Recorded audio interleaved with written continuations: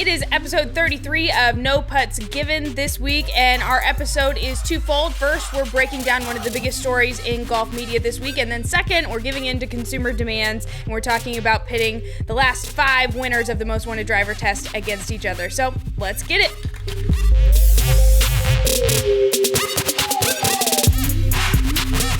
No Putts Given is powered by MyGolfSpy, the most extensive reviews in golf. Before you buy, MyGolfSpy. 9 million readers do it every year. Check us out. All right, so let's bring in the guys for our first segment today. Harry and Adam are going to take a break, and we're going to chat with Tony Covey, Chris Nickel, and our special guest, Ryan Ballengee. He owns golfnewsnet.com. Tony, can you give us a breakdown of what exactly Golf Magazine did this week in their top 50 club fitters article? Yeah, I mean, really simply put, they named TrueSpec the number one fitter in North America. And while, I suppose you can make an argument, there's no doubt that TrueSpec is among the leading companies in the custom fitting space.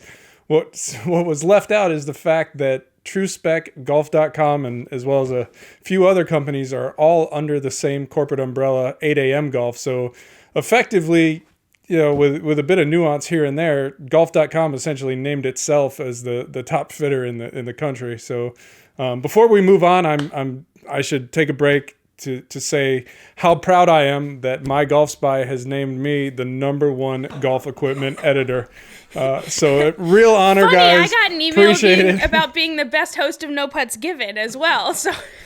And the nice thing was we all sat around. We didn't tell Adam this, but the 4 of us sat around the other night, and we all voted to give each other pay raises too. So right?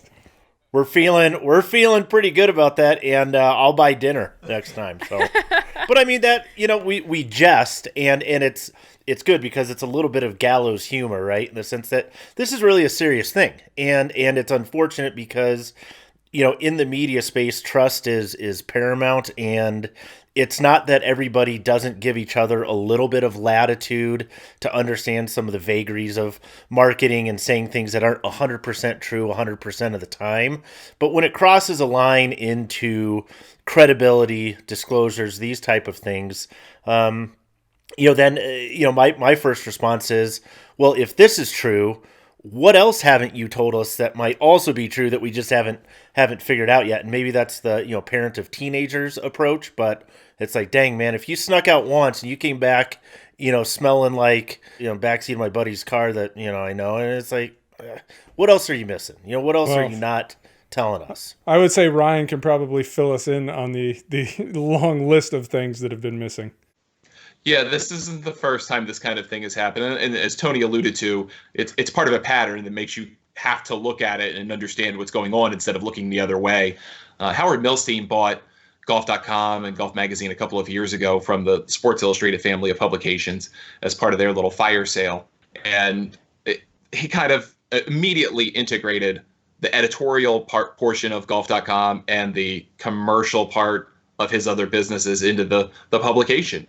The Golf.com family / Golf Magazine family named a Nicklaus design one of the best renovation in the United States the year after they purchased the magazine, with no disclosure whatsoever of the purchase until all of us kind of raised a stink like, hey, this is a bad thing. And then they put one piddly line at the end of the article.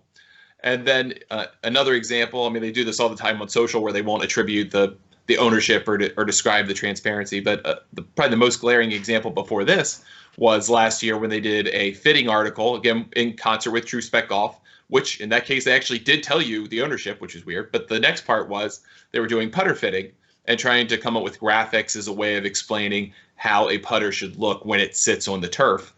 And just so happened conveniently that on each back of the putter, there was a Mura logo. And they didn't disclose whatsoever that the North American operation of Mura is owned by 8am Golf as well. So they find very interesting ways to slip in this weird self-promotion.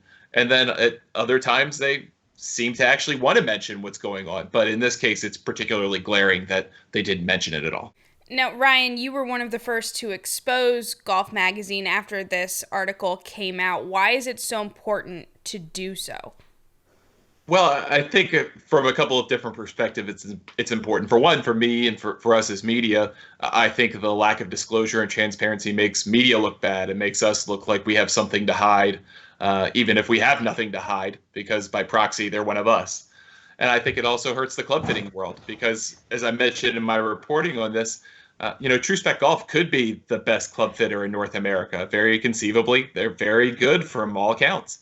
But because there's no transparency involved in explaining the clear conflict of interest between having Golf Magazine rating fitters and being part of the same holding company that has True Spec Golf, ultimately it looks like it's tainted. And that means the fitters themselves at True Spec Golf could feel tainted. It means that the ranking itself is tainted. So at the end of the day, I think it makes everyone look pretty bad if you know what's going on. And I think, not to stray into just the difficulty in what they're trying to do anyway, right? Take the True Spec relationship off the table. Determining the top 100, top 50, whatever it is, club fitters, and applying a consistent rubric across an entire continent is exceedingly difficult. So it's one of those cases where it's super dicey to name anybody number one to begin with, made extra dicey naming a sister company number one. I don't know how you take something on like that. And if anything, I think maybe the digest model where it's, in no particular order, here are the top 100. And yeah, you may, once you get into that 85 to 115 range, you may have some argument, but you're so far down the list, it doesn't matter. But to sort of just name yourself, your sister company number one. And yeah, I don't know. It's sketchy. It's just what it is. One, at face value, it's a tough list to compile for the reasons that Tony already articulated. Number two, the way in which they went about it really looks like they kind of handcrafted a rubric that would shine a very positive light on their particular model. And then three, go ahead and name yourself the number one of that list. It's more than a dicey situation to me. I think it's just patently dishonest. And, if you want to use a real strong word there, if I were to give you a definition and say that this word means to be dishonest for personal gain, that sounds like it might fit this situation. But the word we're describing there is corrupt. That is the definition of the word corrupt. And that's a strong, heavily loaded word, and I don't know that I would want to use that word specifically, but the descriptor absolutely fits. So Mark Timms, the founder of Cool Clubs, called them out. Is this a respectable move in y'all's opinion? Well, let's start this part of the discussion by disclosing that we do work with Cool Clubs on our shaft reviews. Okay. It's strictly non-financial arrangement. Like we have access to their shaft database, some of the tools they use, and their fitters provide input on the shafts, which we think is actually beneficial to the readers. And in exchange for that, we mentioned that hey, this data comes from Cool Clubs, so that is the extent of the relationship. But I think it's important to put it out there. And I know Mark a little bit. I've worked reasonably closely with some of the people on his team. We've profiled one of his fitters when we did some stories on women in the golf industry. So we do have a relationship there. So certainly, if anything else, that just kind of, from my perspective, made it all the more interesting that it is somebody we know and somebody we work with that's taking that step to essentially call them out on the list and everything that went into it and some of the issues with it. I think it's fundamentally great. I mean, things like this should be given the attention that Mark kind of shined on. It's on us guys on the media side to kind of run with it a little bit. And we haven't published any stories about it, but we're here talking about it. Others have talked about it. And so, it's always a little delicate when you are in the media and you have to talk about something somebody else, essentially your colleagues in the media did. But in this case, I think it's fair, it's warranted. And so, I think if anything, Mark's open letter served to kind of jumpstart that discussion and to a degree kind of put some of us in the media on the spot to say, hey, here's what happened. This is all real. It's easy to document. clear as day, what are you guys going to do about it? Are you going to say anything about it? Or are you just going to let this stand? And so, hey, yeah, we're here and we're talking about it. And, Ryan is here and nobody's written more about it than he has. So is the problem that they didn't disclose the relationship and the conflict of interest, or is the problem that True Spec came in at number one? Yes. Yes. Yes. It's a great question. I think anyone's kind of talked about this would agree that if they had come in 4th or 5th or 10th or something like that, no one would have batted an eye. Would have gone, okay, that seems about right, pretty fair, good hard look at yourself. But since they came in first, and then Tour Experience Golf, which has exactly one location in Ontario, Canada, and the owner just happens to be good friends with the president of 8am Golf, that also seems to be kind of suspect, but also something that not many people would know about. So they can put those two things together and then just kind of hope by not disclosing it, no one will ask any questions, no one will say anything, and even people like us who are having a conversation about it might not be able to reach enough people that it would upset the general kind of golf reading public. Well, I think had they not finished first, I don't know if Tim's writes that letter. So it's all hypothetical to a degree, but that really for me is the tipping point, because it's rare that we see the top brass from one company directly call out another company, because there is inherent risk in doing that. You're putting yourself out there. You expect some level of backlash. It's probably not something that Mark woke up that morning saying, hey, here's what I want to do today.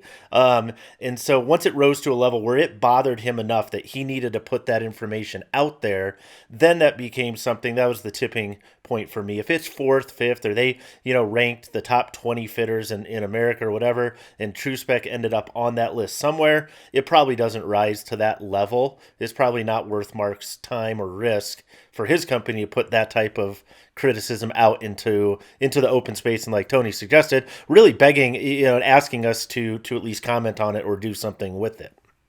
Yeah, Ryan, I think if we're talking methodology in terms of how they come up with the rankings, I think the most direct way to put it is it rigged?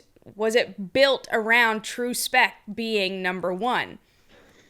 I think that's a reasonable question. You can look at the way some of the questions were worded. I posted the 15 questions questionnaire on my Twitter account, so if you're interested, you can read it for yourself. But some of the questions seem rather innocuous, relatively benign, maybe not particularly in depth. I mean, they ask the club fitters to say in 50 words how they fit for irons, drivers, fairway woods, wedges, putters, etc. They ask what equipment that you use. They ask what intellectual property you might have or proprietary technology you might have for fitting. They also ask, for some reason, what celebrities or professional golfers that you work with. I don't understand what relevancy that has to whether you're a good club fitter or not, but who am I? I'm not an expert. So, but at the end of the day, I think if you look at the questionnaire, it seems like it's geared toward an outcome that True Spec believes it does fittings the best, and its methodology, its set of beliefs, and how it's operated is number one. So therefore, if you agree with those sets of beliefs and you answer that way, then maybe you have a better chance of doing well. And if you don't, or you take a slightly different approach, then perhaps you're not going to get ranked as highly. But I can't say for sure that at the end of the day it was rigged, but you kind of get that sense when you start to kind of piece things together. And I can understand why people are cynical about the outcome. Ryan, has there been any response from Golf Magazine about people calling them out and saying, hey, wait a minute, there's something a little fishy here? No, it seems like the strategy has been the opposite. Mum's the word. I'm coming to believe that is the strategy because, frankly, that they have more ground cover for what they're doing than we unfortunately do in terms of reaching the same number of people who might see this list. And so I think if they believe that not acknowledging this is a problem is probably the best strategy, because ultimately, if they do acknowledge the issue, then it taints the list it further taints the list that they have published. And then they would have to either go back and offer some kind of retraction or redo the list or explain it to a lot of people. So I think they're going to try and see if they can let this slide. Well, this is something Ryan and I have actually discussed briefly is the idea of like, who is actually going to know about this, right? Because as Ryan said, 8am golf /TrueSpec /golf.com has, despite the controversy, said nothing about this.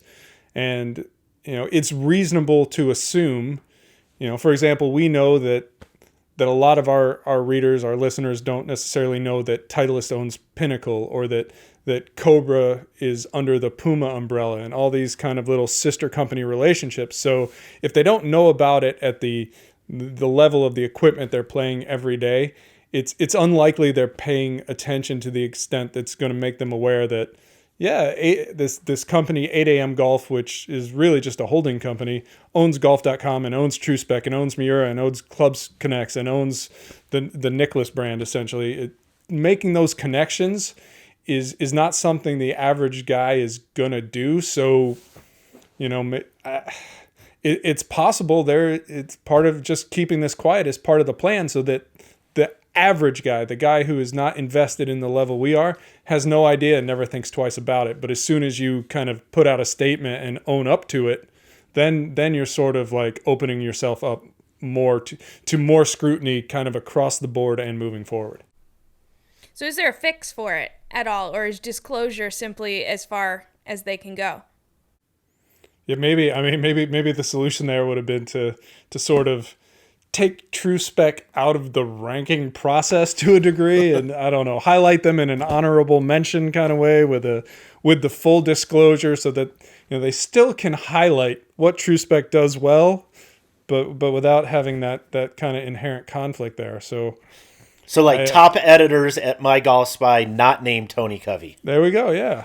Something like that. And it's, again, I think that the whole ranking fitters thing is inherently close to impossible anyway, but sure. Yeah. So Tony, to what extent does the Club Connects device play a role in the entire schematics of Golf Magazine and everything that's going on? I think it's probably hard to overstate how important it is to the 8am brand. And for those who don't know, Club Connects is basically, it's a universal tip adapter. So, instead of putting, say, a TaylorMade tip or a Titleist tip on a shaft, you put a Club Connects tip on it, and then using a secondary adapter that fits in the head, you're able to take one shaft and put that exact same shaft into any head you have in your fitting drawers. And the advantage of that is now, instead of if I'm selling, a Fujikura Ventus, right? If I'm fitting for a Fujikura Ventus 60S, instead of having to have that shaft with every manufacturer's tip on it, I have a single shaft with a Club Connects tip on it. And the reason why that is infinitely important for the 8am brand is, basically every large-scale custom fitter in the U.S. that I'm aware of uses the Club Connects system. So you're talking about hundreds, if not thousands, of shafts that use this tip. And every time, let's say, Fujikura releases a new shaft and it's available in 40, 50, 60, 70, and 80 grams in, regular in the low end and RSX in the rest of the lineup. Think of the permutations of how many just Club Connects adapters you need for a single fitting location. And now you scale that out to that same setup to every club champion in the world, every cool clubs in the world, every hot sticks location. And it just goes on and on. TXG, right? On and on and on. Everybody is using this system, and every time a new shaft comes out, everybody has to fit every shaft in every location with a full complement of the Club Connects tips, and you do it over and over and over again, and that is just a non-stop revenue stream for Club Connects and ultimately 8am Golf. Yeah, a number of folks have reached out to us somewhat in confidence, but to have said that they've been approached by TrueSpec Golf demanding 10% of their gross revenues or net revenues, depending on who you talk to, just for the right to be able to be a Club Connects customer.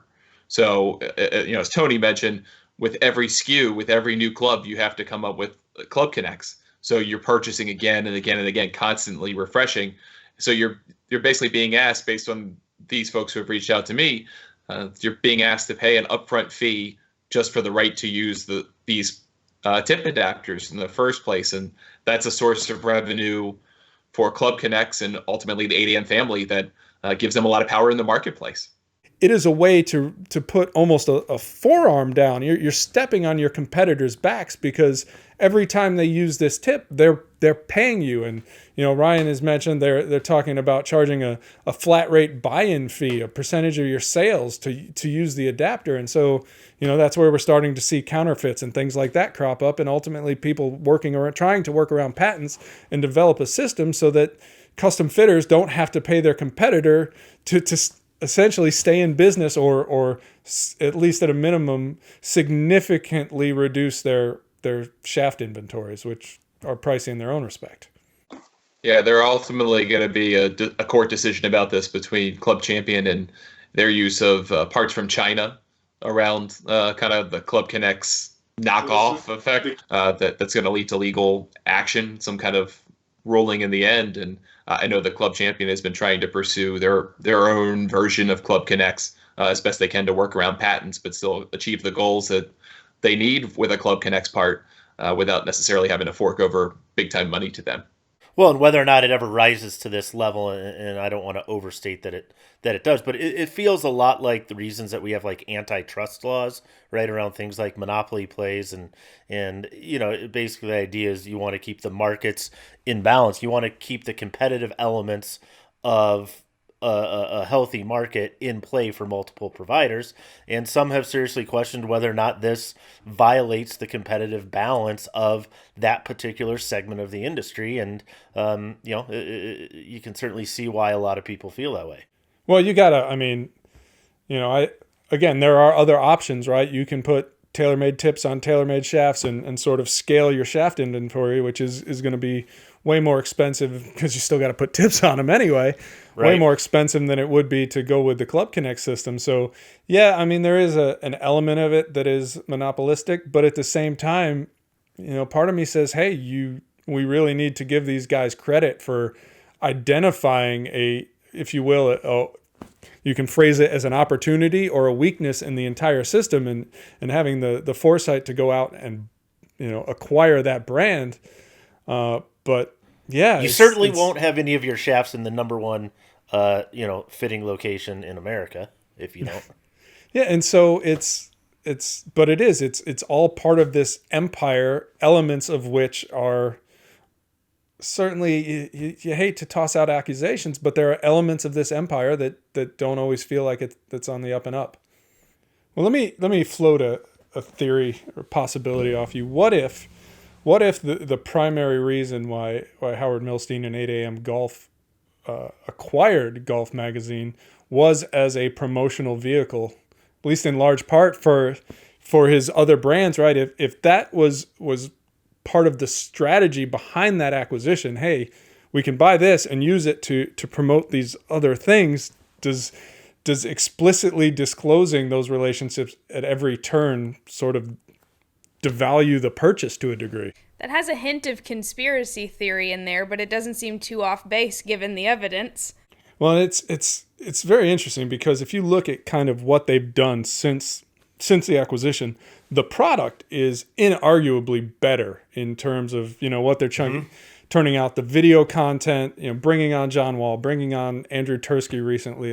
These are, like I said, and in addition to the team of outstanding writers they already had in place, and I naturally kind of focus on the equipment side of what they do. It's significantly better than it was, and yet at the same time you're seeing that kind of undermined by this other stuff. So it's, this is probably the fifth or sixth example that I've noticed or has been pointed out to me of a clear lack of disclosure and a clear conflict of interest that wasn't acknowledged in either golf.com, Golf Magazine, or their social properties.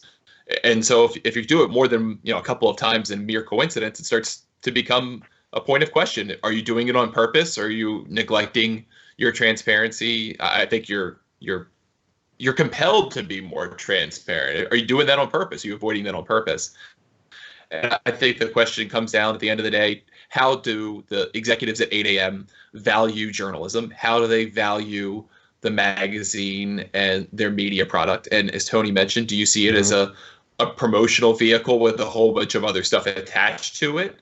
Or do you see it as a true journalism outlet that is going to do its absolute best to put out the best product every month? And I agree that the golf.com and Golf Magazine products are better than they were. So you can't dispute that, but again, and I hate to be repetitive, but as Tony said, that makes the other stuff all the worse because in one hand, it's been elevated and improved, and it's a better experience for the golf consumer. And on the other hand, it seems seedier, and you kind of slip these things in to make the experience worse when you kind of realize what's going on.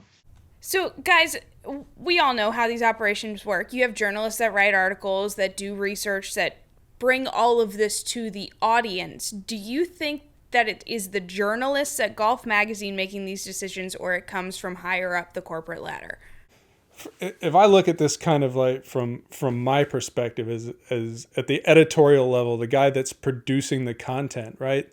My guess is the guys at that level don't really have any say in how this stuff gets framed, right? The directives are coming from higher up, but it's if I'm in the position, if I'm editorial staff at golf.com at this point, I'm starting to feel like my credibility is on the line because of something that, the higher ups are doing. This, I just can't, knowing some of those guys, I just can't imagine that this is something that they're totally on board with, because again, like there is an inherent and highly visible conflict of interest. And if you're in a position where you say nothing about it, you kind of become a part of it. And that's, there's no way if we owned another company. I mean, True Golf Fit, for example, right? That is a MyGolfSpy brand. We built that. We don't hide that. And if I was ever put in a position where I'm just constantly trying to steer people towards True Golf Fit, possibly over going to a local fitter and something like that, and was told that I cannot disclose that relationship, man, Adam and I they'd be yelling and screaming. And, upside here is he would never put me in that position. But yeah, I kind of feel for the editorial staff at this point because it is so shady. Well, and you have to go down a couple layers to get there, right, to find some of the evidence of that. And if you read just first couple intro paragraphs in the club test piece, you see, like I said, we've worked with, some of the people over there, and by all accounts, had great relationships with them. Like I said, I find it hard to believe that they're good at their jobs. They are like among the absolutely best, the best in the equipment space. Yeah, J-Wall's great. Tursky's great. Absolutely. And so when the line in there says, hey, we've partnered with the world's foremost authority on club fitting, True Spec Golf, without any mention, without anything, I have a hard time, feeling like they felt good about seeing that particular piece in print, because fundamentally, I don't think that's who those guys are. At least not what I know them to be. So, Ryan, you said we're doing our jobs as media watchdogs, essentially, and calling them out. Is that the fix to something like this, or is there even a fix at all? I think the best available fix is just sunshine. It's calling it out when you see it, calling it out for what it is. This is probably the fifth or sixth different example that I found, and I'm sure I've missed some, of where 8am golf companies have kind of been playing not so nicely in the sandbox with Golf Magazine or golf.com. And if you can call it out each time you see it, maybe you open people's eyes to it one by one, and over time you reach a critical mass. But the golf.com and Golf Magazine are, if not one of the biggest publications in all of golf. So if you're punching up at them, if you're trying to kind of break through and get people to understand the inherent conflicts that 8am Golf has in owning all of these companies throughout golf verticals, if we all kind of band together and are willing to call ourselves out and call out a lack of transparency, I think that's the best path forward. Otherwise, we're just going to let each other get away with it over and over again. Okay, guys. Well, I think this has been a good discussion. Ryan, you're a great voice on this topic, so keep doing what you're doing. We certainly appreciate you joining us to shed a little bit of light on it today. Thank you for having me on. I appreciate it. All right. Tony, Chris, stick around. We got more to talk about. Alrighty, Harry, Adam, welcome back, guys. I'm back. I know my fans. Yeah, we missed you last week. My fans were missing me for that last segment, but my mum was missing both me. of them. That's about it. Well, I think the fans enjoyed it without me on last week. I enjoyed it without me on last week. It was a great show. I can't say anything. No comment. I actually really enjoyed listening to last week's show without me. Did we get away with anything last week? I don't think we did. No, we were pretty. A lot less try F-bombs anything. without me on here. That's for sure. Roast beef? A lot more roast beef and less F-bombs, so let's get it. Yeah, Chris, what do you have today? I got summer sausage. It's almost gone. It is Oh, can I gone. wait? Well, can I show you what I got? Yeah, What do you got, Tony? I got summer Hillshire Farms summer sausage this week. Here we go. I got a hat.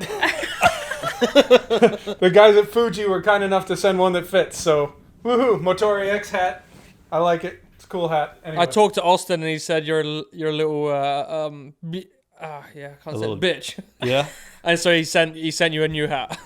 That does not sound like Austin. No, that doesn't. It definitely does. Okay, well, now that we've got hats and sausages out of the way, Tony, we have a big announcement for our readers, don't we? Yeah, I mean, for us, it's going to be big for our readers. It's something they've asked us for basically every year since Most Wanted started, and so we're finally going to do it. And the thing we're going to do is that once we've determined a winner, after we get through kind of Most Wanted driver, we have a winner for 2020. At some point in the not too distant future, we will be putting the last 5 winners of Most Wanted driver head to head in an entirely separate and new test. I have one opinion I want on this one. You thought you were done with driver testing this year. Yes, I did. He is done. We fired him. We brought somebody else on. And I thought the big surprise was something else that was in your house, Tony. I didn't think it was the... Harry, you're fired. Okay, great. Yes. I'm free. It's a hat! Throw that hat away. Yes, another load of driver testing, but it will be very quick in a way, but it will be thorough compared to the driver test. Yeah. So this is the most requested test that we've had in 10 years of MyGolfSpy, and rightfully so, right? So, like, is newer really better? Is a great question that golfers want to know the answers to. And a few things. You would think that, yes, newer is always better, and it is from an evolutionary standpoint, not revolutionary standpoint. But as we've mentioned before, just as a reminder, golfers don't buy drivers every year. They buy drivers, I think it's every 3.9 or 3.9 years. 4-ish, 4 to 5. So our rule of thumb, after looking at all the data that we've done, is drivers gain about a yard a year from over time, right? It's the general rule of thumb. So if you're out there in the market and going, hey, should I replace my driver that I own right now?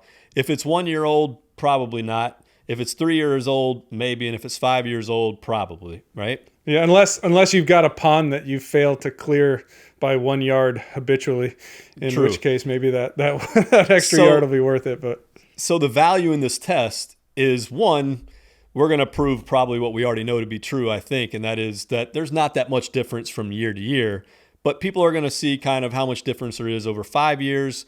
And, you know, I'll let Tony answer this, but the one question we got from so many golfers is, will you do this? And the next question is, why haven't you done this yet? And there's a good reason why we haven't done this yet. So is the structure of it, you're pinning winners, only the winners only of the last? The top performers. Top performers. Okay, so it's not that you're trying to compare the last 5 years of, say, Cobra to each other? Or... No, and that's one of the problems that is out there in the space of the YouTubes and things like that. They'll take a driver from 5 years ago, and it might not have been a good performer, right? So we've leveled the playing field by going, hey, through a test that we have very strict protocols on, right? We've identified these 5 as the top performers. So now they can go head to head, and it kind of gives you a barometer to see, okay, with only the top performers, how much difference is there? Versus we know there's a lot of difference from first to last every year. So the value in this test is kind of a few fold. It's one, you're finally going to see a large scale test done versus what you see on the YouTubes, right? And also for consumers that haven't replaced their driver in a long time, they will now know which ones they might want to go out and buy. I think eBay might be on fire a little bit after the day we publish this. So, Tony, even though this is going to be more of a fun consumer demand, like they wanted this, so we're giving it to them kind of thing, we're still going to be thorough, follow all the MyGolfSpy protocols, right? Yeah, and that's kind of been a large part of why we haven't done it to date is that, you know, when we get into Most Wanted season, it's nonstop. Harry can attest, right? It takes, you know, a full-blown driver test 2 to 3 months, and then we roll right into irons and then fairway woods and hybrids and so on. Like it takes forever to get through a season, and so squeezing something in because of reader demand is not necessarily easy to do, and to a degree is disruptive. but there's enough demand that it's worth doing. And for us, if it's worth doing, it means it's worth doing right, which means it has to meet our most wanted standards. So, our minimum standard for tester count is 20. So we'll have at least 20 testers on this. Same type of shot counts we would get in a standard most wanted test, same type of processing that goes into it, the analysis of the data. So everything that we do in a most wanted test, we're going to do in this smaller test that is basically just the winners head to head to head to head to head. Is that right? So the last 5 winners. So Tony, can you remind everybody that's listening what the winners of the last 5 years are? This is a test. I will be grading it. So this will be what? We're going back from 2016 through 2020. So 2020 is unknown. 2020 is, yep, TBD. All right, here we go. I got the list for you right here. Okay. If we want to go 2015, I don't think we're going to go to 2015, but if we did, it would be the Cobra Fly Z. Ooh, I would love to do that one. 2016 TaylorMade M1. Check. Good 2017 was Srixon Z5. Was it the 545? Nope. 565. All right, so 565. Next, that brings us to what? 2017. No, 2018. 2018, sorry. Ping Right, G400 LST. Re-ask this question and let me give the list. Okay. But I'm having fun recalling. I got it right. You were so far so good. You were close. You were close. I was okay. Yeah, just Start this shit over again. All right. Adam, can you remind the listeners what the winners of the last 5 years that we're going to be testing are? 2016 TaylorMade M1, kick-ass driver. still. 2017 Srixon Z565, a shockingly good driver in that year, at least that year. Ping G400 LST, which I still think is the baddest driver ever made from a total, It's really good. Yep. Callaway Epic Flash Sub-Zero last year. AI, baby. 2020, to be determined. So we will know that in about a week or two. Can we get a hint? Do we even know anything? We don't know who the winner is yet. No, we're gonna. So quick update, right? Our data analyst that we've been working through, I talked to him right before we hopped on No Putts Given, and he's gonna, you run the data a bunch of different ways and kind of see what pops. So we're gonna look at what we have and how it can be presented, and we'll have a winner in the next day or two. I have my predictions, but I will not disclose. All right, that's what we're going to do. No, we're going to go around. I was going to ask, head to head, the last 5 winners, what do you guys think? The last 5 winners, who's going to win? G4 100. Is that what you're still playing? I'm in between that right now. Here's my prediction. My prediction is that the 2020 winner is going to be the Ping G410 LST, and I think it's going to win overall for the But top the 5 G400 is going to... Oh, okay. I see what you've done there. So he gave us a 2020 prediction and thinks that that's going to sweep the competition for the last 5 years. Chris, how about you? What do you think? That's a good question. Because of what the G400 did originally and the struggles we had coming up with a way to improve on it, they changed the lie angle to a flatter setting or gave you that option. That would help somebody, I know, like Adam, that would help you a lot across our testing pool. I don't know.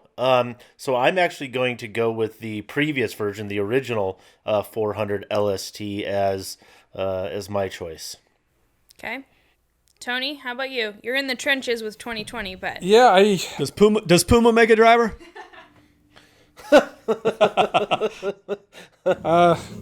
I'm hesitant to make a prediction, but I will say that my gut is it's going to come down to a ball speed machine like a Callaway Sub-Zero versus a well-rounded offering in a lower spinning well-rounded offering like the 400 or potentially a 410 LST. You got about a 40% chance of winning. I was going to say, you just named like all of the 5 winners of the previous 5 years. Very nice.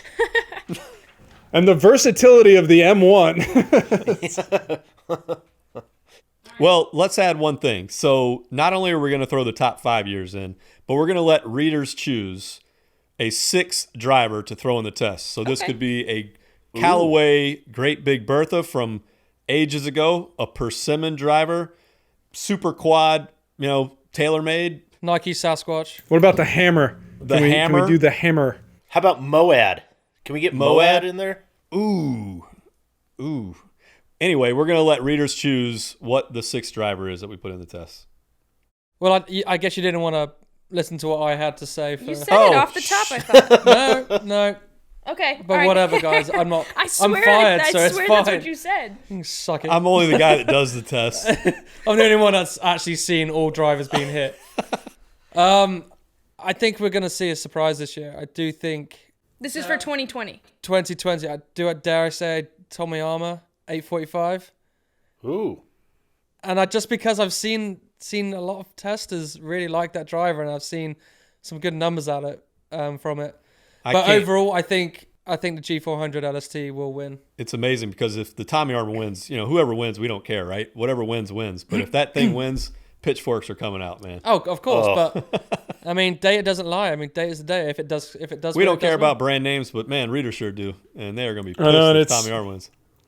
I mean, and this is the 1 year too where we've been more hands off with our own data than ever before. So, certainly we'll play a role in determining and some back and forth on determining what the best methodology we can use is moving forward. But in terms of sort of running the numbers under that methodology, it's nice to have some help in that regard and be kind of hands off and almost.